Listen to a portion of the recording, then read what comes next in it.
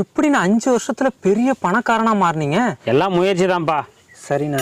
ஒரு 10,000 ரூபா போட்டு டீ கடை ஆரம்பிச்சேன்ப்பா. அது தீ பிடிச்சி எரிஞ்சு நஷ்டமாயிடுச்சு. இருந்தாலும் நான் முயற்சியை கைவிடலை. சூப்பர்ண்ணா.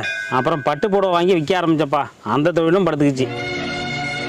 அப்பவும் முயற்சியை கைவிடலை. தெரியுண்ணா, உங்களை நினைச்சா ரொம்ப பெருமையா இருக்கு. தொடர்ந்து எல்லா தொழிலும் பண்ணி பார்த்துட்டேன்ப்பா. எல்லாத்தையும் நஷ்டம்தான். அப்புறம் என்னன்னு ஆச்சு? அந்த நேரம் தான் எங்கள் மாமனார் இறந்துட்டாருப்பா. அடச்சே, ஒரு மனுஷனுக்கு இவ்வளவு கஷ்டமா? அது ஒன்றும் கஷ்டம் இல்லைப்பா. அவர் செத்ததுக்கு அப்புறம் அவர் சொத்து என் கைக்கு வந்துருச்சு. நான் பணக்காரன் ஆயிட்டேன். எருமை தெரியாம கிணத்துல விழுந்துச்சான். நான் தான் தள்ளி விட்டேன்னு எறும்பு பெருமைப்பட்டுச்சான். என்னடா முறைக்கிற? தம்பி, உனக்கும் மாமனார் இருக்காரு. முயற்சி மட்டும் கைவிடாத. நடக்கிறதெல்லாம் நல்லதான் நடக்கும். முயற்சி முயற்சின்னு சொல்லி இவன் தான் மாமனார் மூச்சை நிறுத்திருக்காண்டோ.